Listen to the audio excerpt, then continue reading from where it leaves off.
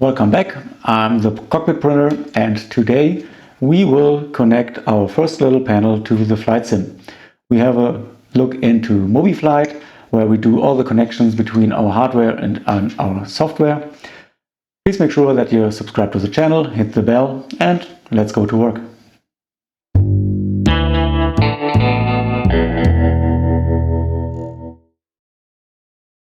Now we opened up Mobiflight. This is the main screen of Mobiflight, and it's divided in 3 sections. On top there is a toolbar, the large input and output configuration page, and on the lower side there is a status bar, and here you can see there's already a module connected to my local machine. The Microsoft Flight Simulator 2020 is detected and already running, and I already started a flight with the A320 from fly-by-wire. If you opened up Mobiflight for the first time, just let's make sure that you have the right settings. Just go to Extras and Settings. Here you can assign your language, for example, and I am recommending to enable the logging on debug level. So we have a second window for the debugging. All right, if you are using the Microsoft Flight Simulator, please make sure that you have installed the WASM module. So that's very important. Go to Extras, MFS 2020, install WASM module if you are using the Microsoft Flight Simulator. In order to connect our switches to the simulator, there are 2 steps. The first step is to configure the Arduino board, and the second step is to set all the input and output configuration. So let's start with the definition of the Arduino board. Go into the modules page, and inside here you can see that there's already an Arduino compatible board connected to my local machine. But in order to use it, I have to upload the firmware first. So right click on the module, update firmware, Arduino Mega 2560.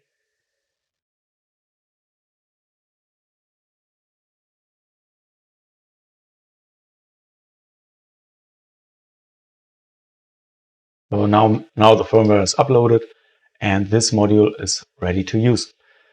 So the strobe light toggle switch and the beacon light toggle switch are basically just 3 digital inputs or just 3 buttons. So I will just add some buttons to this module. For adding a component, just right click on the module, add device and add a button. Give it a name, strobe off, and the strobe off wire is connected to pin number 48. So select pin number 48 from the pin settings. Then add another button for strobe on. And strobe on is connected to pin number 50. And here you can see pin number 48 is already assigned to a button, so it isn't available anymore. That's quite nice. Select pin number 50 for strobe light on. And add another button for the beacon light. Beacon on. And the beacon on is connected to pin number 52. So now all of my 3 wires are connected to the module. But before I'm able to close the window, I have to make sure that I have uploaded this configuration to the module. You can see this little warn sign on the module. So to upload the configuration, right click on the module, upload config. Now the warn sign is gone and this configuration is running on the module. Close the window. And now we have to assign the input to the buttons. So here are output and input configurations. Output configuration would be, for example, the on light for the APU start switch or the avail light. So every kind of LEDs would be an output configuration, and every switch is basically an input. So we have to assign 3 inputs. So first of all, we have to add another row. For this, just click inside this little checkbox. A new row appears. Set it active, give it a name. Let's start with the beacon light because it has only 2 positions, beacon on. And on the very right side, there is an edit button that opens up the configuration wizard. And here I have to choose the module. So there's just one module connected to my local machine. So there's just one module available. Select the device. In this case, the beacon on switch we assigned earlier in the modules page. And now I will set 2 events, an on press event and an on release event. So every time the toggle switch is toggled to the beacon on position, it will toggle the on press event.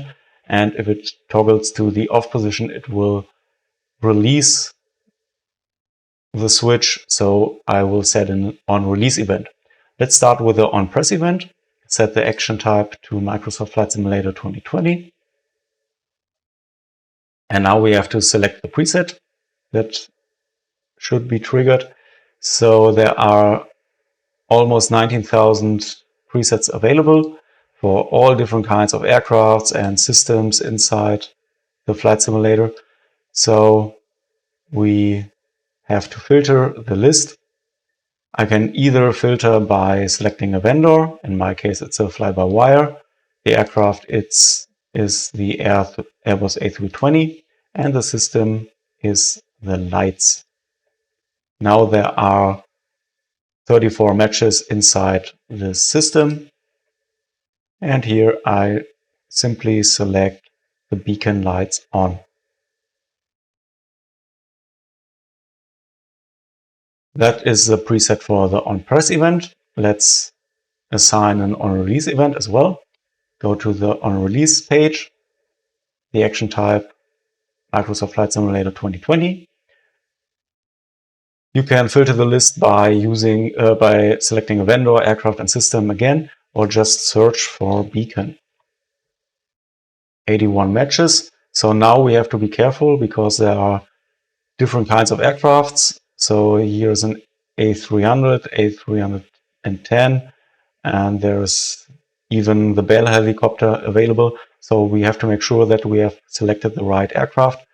So the fly-by-wire A320 always starts with A32NX and select the beacon lights off.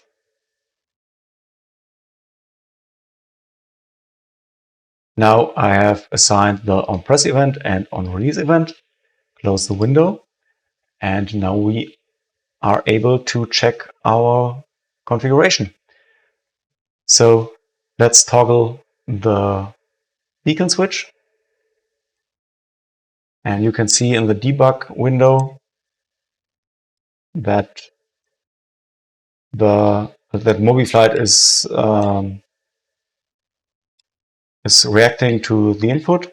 That's quite nice, but I don't see the toggle switching inside the flight simulator because this configuration is right now not running.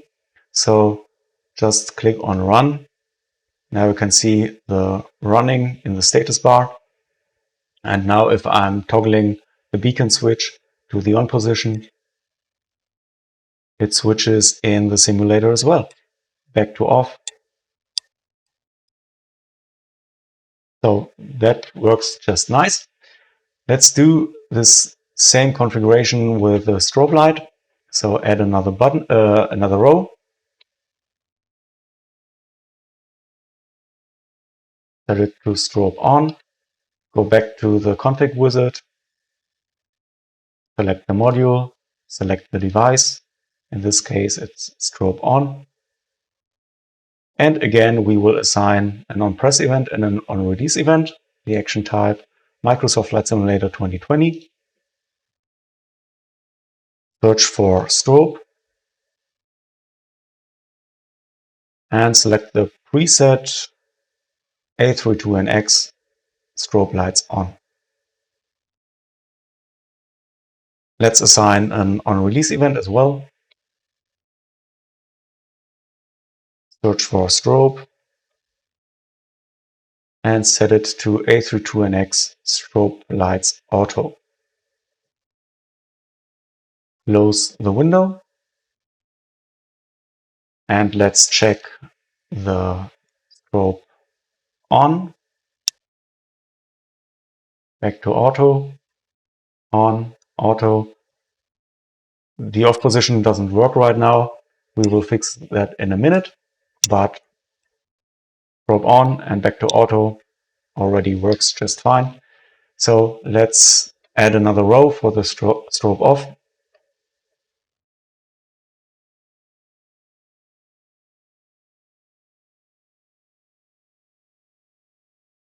Select the strobe off, on press.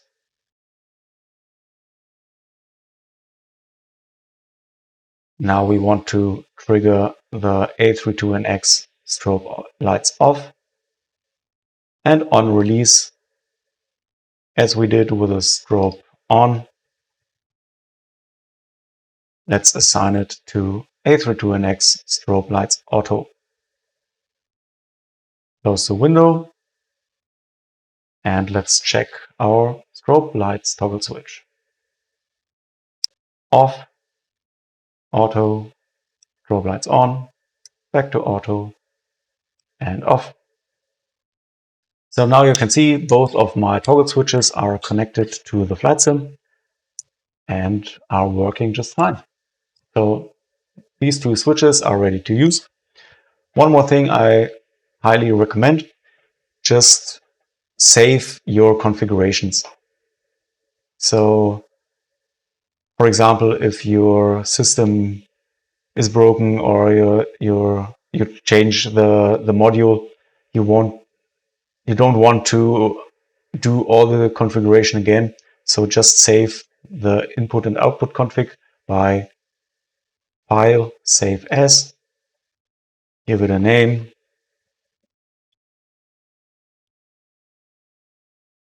close panel, and save. And do this as well with the module. So this configuration inside the module, I'm able to save by right-click on the module, Save As, give it a name,